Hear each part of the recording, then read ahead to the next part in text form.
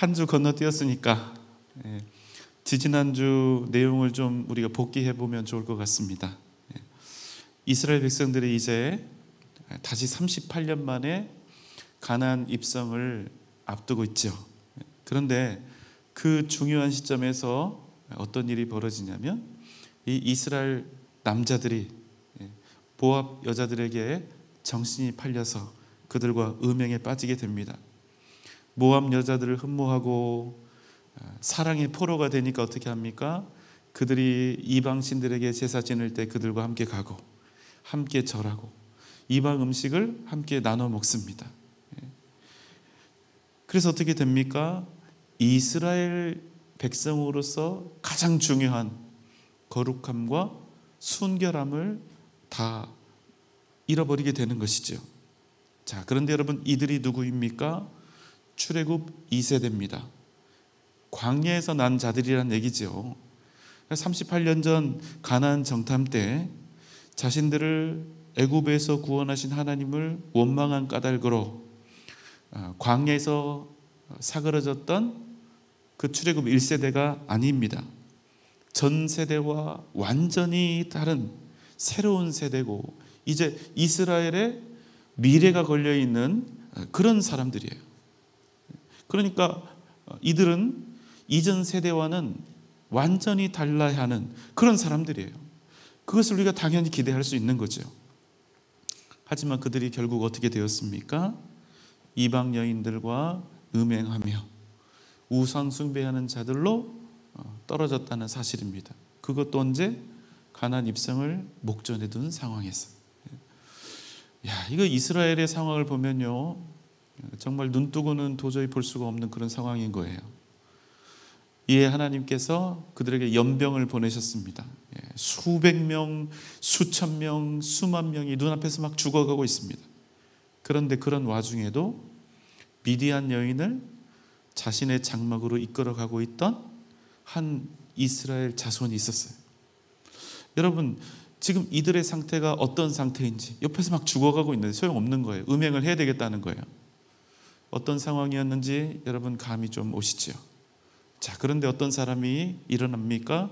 비느하스라고 하는 하나님의 사람이 누구의 심정으로? 하나님의 심정으로 일어납니다. 민수기 25장 7절로 9절의 말씀입니다.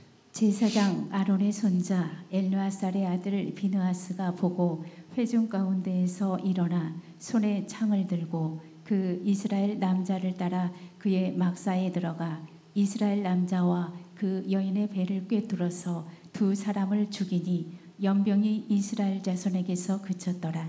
그 연병으로 죽은 자가 24,000명이었더라. 여러분, 사실은 비극적인 일이 일어난 거예요. 너무나 두려운 일이죠. 형제가 형제를 칼로 꿰뚫어서 죽인 것입니다. 여러분, 이 상황이 이해가 되십니까? 어떻게 형제가 형제를 죽일 수 있단 말이지요. 하지만 하나님께서는 비느하스에게 평화의 언약을 주셨습니다. 왜냐하면 비느하스의 행동은 이스라엘 백성들 가운데 여전히 하나님께서 살아계신다는 사실, 하나님의 거룩하심을 이스라엘 백성들 가운데 드러낸 아주 거룩한 일이었기 때문에 그렇습니다. 그래서 결국 이스라엘 백성들이 이 비느하스의 이 행동으로 말미암아 살게 되는 거예요. 여러분, 지금부터 제가 중요한 말씀을 드릴 텐데 잘 들으시면서 오해하지 마세요. 자, 여러분, 우리는요, 이 땅에서 살아가는 동안 잘 사는 게 중요합니다. 풍요롭게 사는 것이 중요하고, 또 건강하게 사는 것이 중요하고, 뽀대 있게 사는 것이 중요하고, 오래 사는 게 중요합니다. 그러나 하나님께 제일 중요한 것은 하나님의 백성인 우리가 이 땅에서 거룩한 삶을 사는 것입니다. 우리가 거룩하지 않다면 하나님, 우리가 가난해도 괜찮고, 우리를 거룩하게만 만들 수 있다면 하나님 우리에게 어떤 방법이나 쓰실 수 있다는 거예요. 하나님은 당신의 백성인 우리가 거룩한 사람들이 되기를 원하시는 거예요. 하나님께는 이게 가장 중요합니다. 그러니까 하나님이 내게 어떤 복을 안 주신다, 내가 원하는 걸 안 주신다. 하나님은 물론 우리를 풍요롭게, 또 건강하게, 또 즐겁게, 여유롭게 살기를 하나님께서 바라시지만 하나님의 초점은 절대 거기에 있는 게 아니라는 거예요. 그래서 우리 삶의 방식, 우리 삶의 목적도 어디에 포커싱이 돼 있어야 하는가? 잘 사는 것 아니에요. 어디? 거룩한 삶을 사는 것. 그게 하나님의 목적과 맞는 거예요. 아멘입니까? 기억하십시오.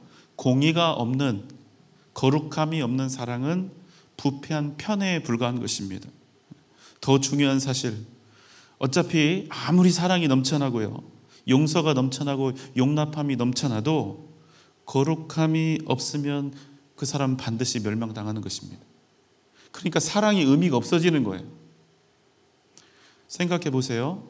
살인자들이, 도둑이 어떤 범죄자라 할지라도 자기 가족들은 사랑하죠. 그런데 살인자들끼리 아무리 서로 사랑하고 용서하고 용납하면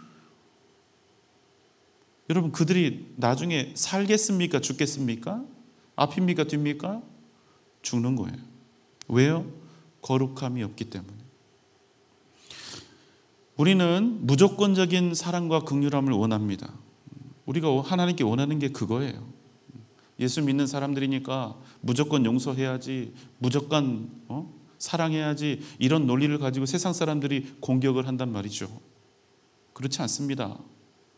우리는 거룩한 사랑을 추구하는 것입니다.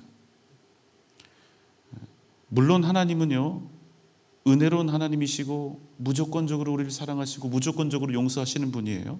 하나님은 그런 분이십니다. 그래서 하나님께서는 아무런 조건도 달지 않고 그 어떤 이유도 달지 않고 조건 없는 무조건적인 사랑으로 우리를 위해 십자가에 달려 죽으셨죠. 하지만 여러분, 그렇다고 해서 하나님께서 당신의 백성인 우리의 거룩함을, 우리가 거룩한 삶을 살기를 결코 포기하시지 않는다는 거예요.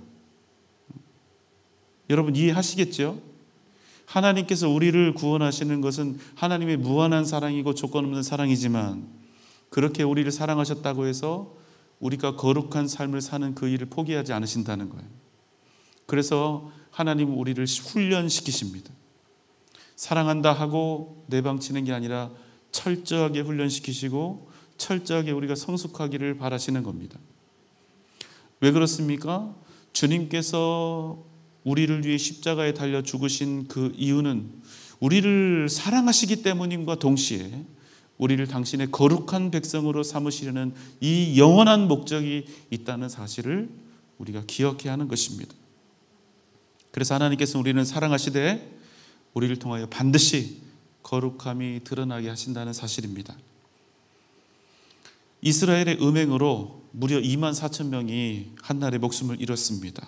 자, 이제 오늘 말씀입니다. 민수기 26장 1절 2절입니다. 연병 후에 여호와께서 모세와 제사장 아론의 아들 엘르아살에게 말씀하여 이르시되 이스라엘 자손의 온 회중의 총수를 그들의 조상의 가문을 따라 조사하되 이스라엘 중에 20세 이상으로 능히 전쟁에 나갈 만한 모든 자를 계수하라 하시니. 하나님께서 명령하셔서 자, 이제 이스라엘 역사상 두 번째로 행해지는 인구조사입니다. 여러분, 그 목적이 무엇일까요? 자, 2절에 이렇게 되어 있죠. 이스라엘 중에 20세 이상으로 능히 전쟁에 나갈 만한 모든 자를 계수하라. 20세 이상으로 어디에 나갈 사람이요?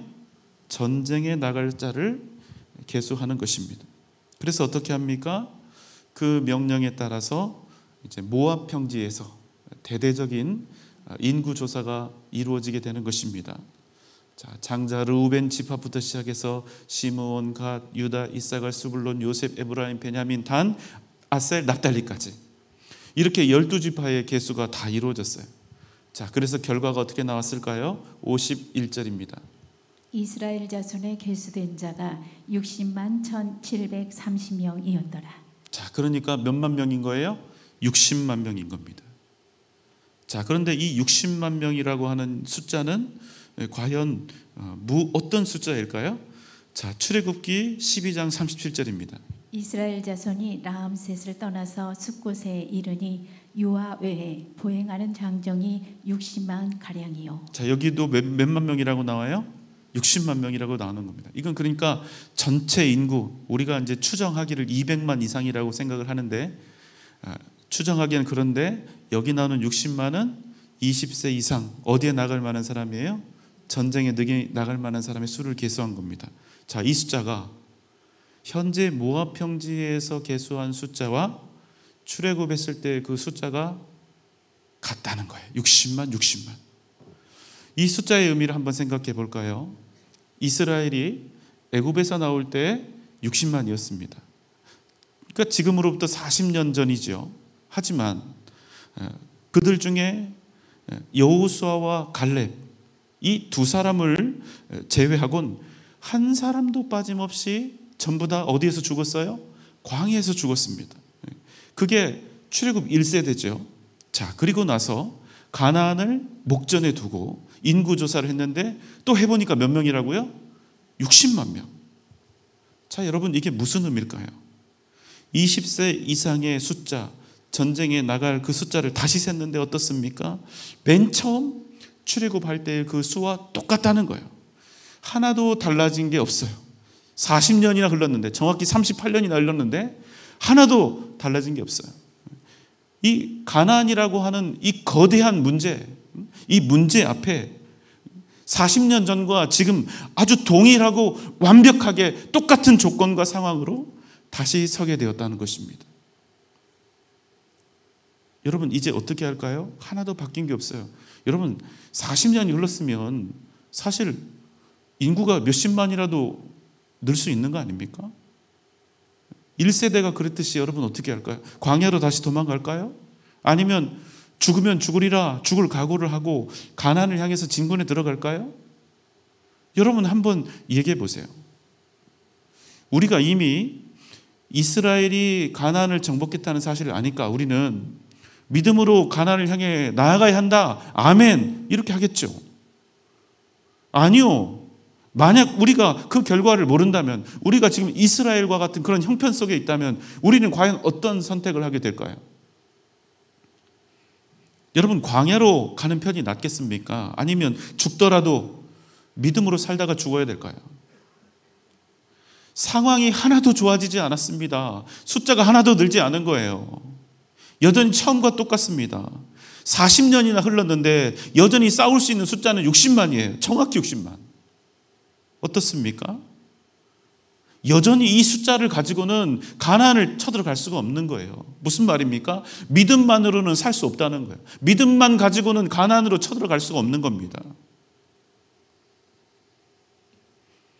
여러분, 우리가 온전히 믿음으로 살지 못하는 그 이유는 무엇입니까?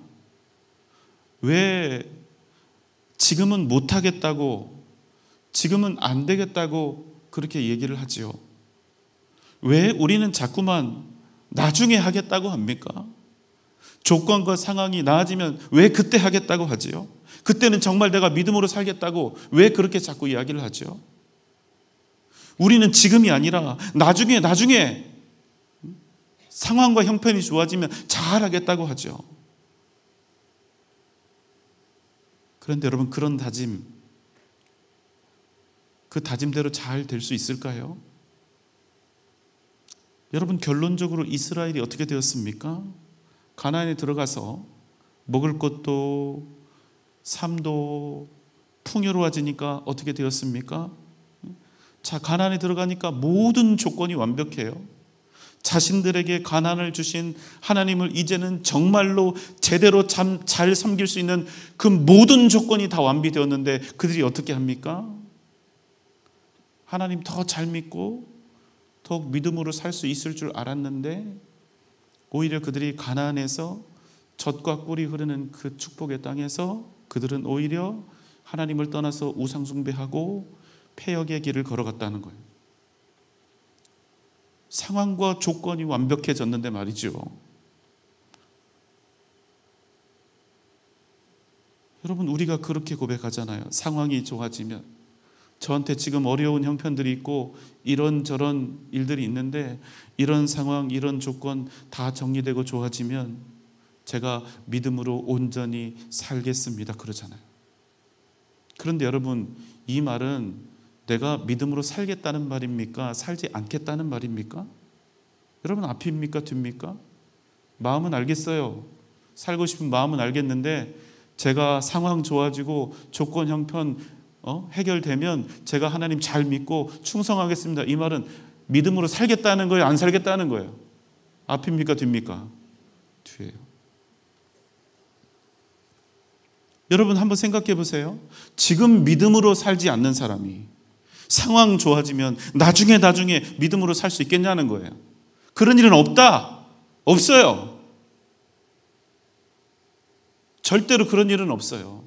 지금 살든지 죽든지 믿음으로 사는 사람이 나중에도 믿음으로 사는 거지, 번개를 맞지 않는 한 그런 일은 일어나지 않아요. 번개 맞고 믿음 생활 잘하는 사람 되려고 하지 마세요. 고통스럽습니다. 번개 맞으면 뜨거워요. 죽을 듯이 아플 거예요. 고통스럽고. 여러분, 지금 믿음으로 살지 않는 사람은 나중에도 믿음으로 살 수가 없는 겁니다. 왜요? 여러분 잘 들어보세요. 여러분, 믿음이라는 것은 상황 때문에, 어떤 조건 때문에 믿고 못 믿고 하는 그런 류의 것이 절대로 아니기 때문에 그래요. 왜 그렇습니까? 믿음은요, 그저 내가 어떤 행동을 하고 안 하고 이런 문제가 아니라 살아계신 하나님에 대한 신뢰고 확신이기 때문에 그래요. 그래서 여러분, 믿음은 지금 나의 문제지 미래의 나의 문제가 아니라는 겁니다. 나중에 잘하겠다는 말 하지 마세요. 지금 잘해야 돼요. 지금 믿음으로 살겠다 하십시오. 믿음은 미래의 나를 위한 그런 도전이 아닙니다. 여러분, 지금 이스라엘이 처한 상황이 어떻습니까? 광야로 나갈까요? 아니면 상황도 안 되고 여건도 안 되지만 죽더라도 가나안을 향해서 진군을 해볼까요? 만약 여러분이 지금 이스라엘이라면 어떻게 하실까요? 여러분, 지금 뭐 할 때입니까? 미래의 내가 아니라 지금의 내가, 하나님을 지금 내가 어떤 분으로 믿고 신뢰하고 있는지, 그래서 내가 지금 어떤 삶을 선택해서 나가야 할지 바로 그 일을 해야 되는 거예요. 그리고 지금 현재를 살아가고 있는, 현재를 믿음으로 살아가겠노라 다짐하고 있는 우리의 할 일입니다. 지금 내가 하나님 앞에서 어떤 삶을 살아갈지, 내가 살아계신 하나님을 어떤 분으로 신뢰하며 확신하고 있는지 지금 해야 되는 거예요. 지금. 여러분, 하나님께서 왜 이 시점에서 인구조사를 명하시는 걸까요? 민수기 26장 63절로 65절입니다. 이는 모세와 제사장 엘르아살이 계수한 자라. 그들이 여리고 맞은편 요단가 모압 평지에서 이스라엘 자손을 계수한 중에는 모세와 제사장 아론이 시내 광야에서 계수한 이스라엘 자손은 한 사람도 들지 못하였으니 이는 여호와께서 그들에게 대하여 말씀하시기를 그들이 반드시 광야에서 죽으리라 하셨습니다. 이러므로 여분네 아들 갈렙과 눈의 아들 여호수아 외에는 한 사람도 남지 아니하였더라. 예, 지금 오늘 인구 조사를요, 그저 전쟁 준비로 생각하면 오산입니다. 많은 사람들이 이 부분을 전쟁 준비라고 이야기를 하는데 겉으로 보기에는 맞지요. 자기들 군인이 몇 명인지 알아야 하니까. 그런데 여러분, 이스라엘이 언제 제대로 전쟁한 적 있습니까? 누가 전쟁하셨죠? 하나님이 전쟁하신 거예요.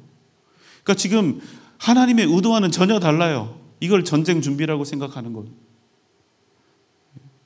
여러분, 진짜 의미는 그게 아니에요. 그럼 무엇입니까? 숫자를 딱 세보니까 출애굽할 때하고 똑같아요. 60만입니다. 그런데 38년 전에 그들이 가나안 정탐하고 나서 자기들 60만인데 40일 동안 가나안을 정탐한 후에 그들이 와서 자신들을 뭐라고 했습니까? 뭔뚜기? 메뚜기라고 했잖아요. 이게 무슨 의미냐는 거예요. 너희들 여전히 가나안 앞에서 메뚜기라는 그 사실을 기억하라는 것입니다. 가나안 정탐 이후로 38년이나 지났지만 그래도 너희는 여전히 60만, 여전히 가나안의 상대가 되지 않는다는 거예요. 그걸 기억하라는 겁니다. 그러니까 너희가 만약 가나안을 얻게 된다면 그것은 너희의 능력이 출중해서도 아니고 너희의 수가 많아서도 아님을 똑똑히 기억하라는 거예요. 가나안 입성 전에 하나님께서 이걸 말씀해 주시는 겁니다. 다시 한번 이 사실을 새기고 들어가라는 거예요. 야, 우리 60만 대군이다. 그러니까 가나안을 충분히 물리칠 수 있다. 여러분, 이런 의미 절대 아니라는 거예요. 이 숫자는 여전히 가나안 족속들의 수와 그 강대함에 비하면 세 발의 피에 불과하다. 이게 결론입니다. 심지어 이 출애굽 2세대가 어떤 짓거리를 했지요? 가나안을 목전에 두고 이방 여인들과 음행에 빠졌죠. 그러니까 물심양면으로 안 되는 거예요. 이스라엘이 그들 스스로 의로워서 거룩해서 가나안을 얻게 됨이 아니다. 온전히 하나님의 은혜고 하나님의 역사하심이고 하나님의 도우심이다. 이유 없는 하나님의 사랑이다. 이거 똑바로 알고 가나안 들어가라는 거예요. 여러분, 아멘입니까? 인구조사 2번 했는데 첫 번째 시내 광야에서의 인구조사, 그 의미는 무엇입니까? 하나님께서 430년의 그 종살이에도 불구하고 처음 들어갈 때 70명밖에 안 되었던 이 히브리 노예들이 이 430년 동안 200만도 넘는 하나님의 군대로 번성하게 되었음을, 누구의 은혜로? 하나님의 은혜로. 그걸 가르쳐 주시기 위해서 첫 번째 인구조사를 하셨고, 자, 그럼 모압 광야에서 가나안 입성을 앞두고 행한 이 두 번째 인구조사의 의미는 무엇입니까? 여전히 우리는 가나안의 상대가 되지 않는다는 것을 기억하는 것입니다. 깨닫는 거예요. 결국 무슨 말입니까? 이스라엘이 단지 조건과 상황의 문제가 아니라 또다시 믿음의 문제 앞에 서게 되었다는 것입니다. 조건과 상황으로 가나안을 정복하는 것이 아니라 여전히 하나님 앞에서 어떤 믿음을 가지고 서 있는가, 이게 이들의 문제라는 거예요. 다시 믿음의 문제 앞에 서는 겁니다. 도무지 순종할 수 없는 조건과 환경이라 할지라도 그래도 오직 하나님을 신뢰하고 믿음으로 나아갈 것인가? 이제 이 물음에 출애굽 2세대가 답해야 되는 겁니다. 여러분이 만약 이스라엘 중 한 사람이라면 여러분은 어떻게 하시겠습니까? 나중은 없습니다. 나중이 되면 또 그 나중이 되었을 때 또 나중에 하자고 그렇게 하겠죠. 우리가 항상 그렇게 살아왔으니까 나중은 의미가 없습니다. 왜요? 우리는 지금 현재 믿음으로 답하며 살아가는 하나님의 백성들이기 때문에. 자, 다시 봅니다. 민수기 26장 63절 65절입니다. 이는 모세와 제사장 엘르아살이 계수한 자라. 그들이 여리고 맞은편 요단가 모압 평지에서 이스라엘 자손을 계수한 중에는 모세와 제사장 아론이 시내 광야에서 계수한 이스라엘 자손은 한 사람도 들지 못하였으니 이는 여호와께서 그들에게 대하여 말씀하시기를 그들이 반드시 광야에서 죽으리라 하셨습니다. 이러므로 여분네 아들 갈렙과 눈의 아들 여호수아 외에는 한 사람도 남지 아니하였더라. 네, 여러분, 여분네 아들 갈렙과 눈의 아들 여호수아 외에는, 여러분 이 구절 굉장히 익숙하시죠? 많이 듣기도 하셨고 성경에도 막 나와요. 왜 굳이 성경은 이 부분을 반복하고 있을까요? 왜 자꾸만 시내 광야에서 계수되었던 출애굽 1세대들은 단 한 사람도 두 번째 인구조사에서 들지 못하였고 오직 여분네 아들 갈렙과 눈의 아들 여호수아만이 남았노라 이렇게 말씀하고 있을까요? 오늘의 메시지는 무엇입니까? 수가 아니라 믿음이다. 환경이 아니라 믿음이다. 조건이 아니라 믿음이다. 여러분 믿습니까? 우리는 하나님의 백성들입니다. 그래서 우리는 결코 환경과 조건을 따라 살지 않습니다. 우리는 오직 믿음으로 하나님의 선하신 뜻을 따라서 사는 것입니다. 여러분 믿습니까? 오직 믿음으로 여러분의 길을 정하시기 바랍니다. 그래서 광야에서 사그라져 없어진 출애굽 1세대가 아니라 광야를 가나안을 향해서 행군하는 2세대가 되시기 바랍니다. 오직 믿음으로 가나안을 정복하는 갈렙과 여호수아가 되시기 바랍니다. 하나님의 뜻을 따라 가나안을 정복하고 믿음의 역사를 이루어가는 복된 여러분 되시기를 주님의 이름으로 축원합니다.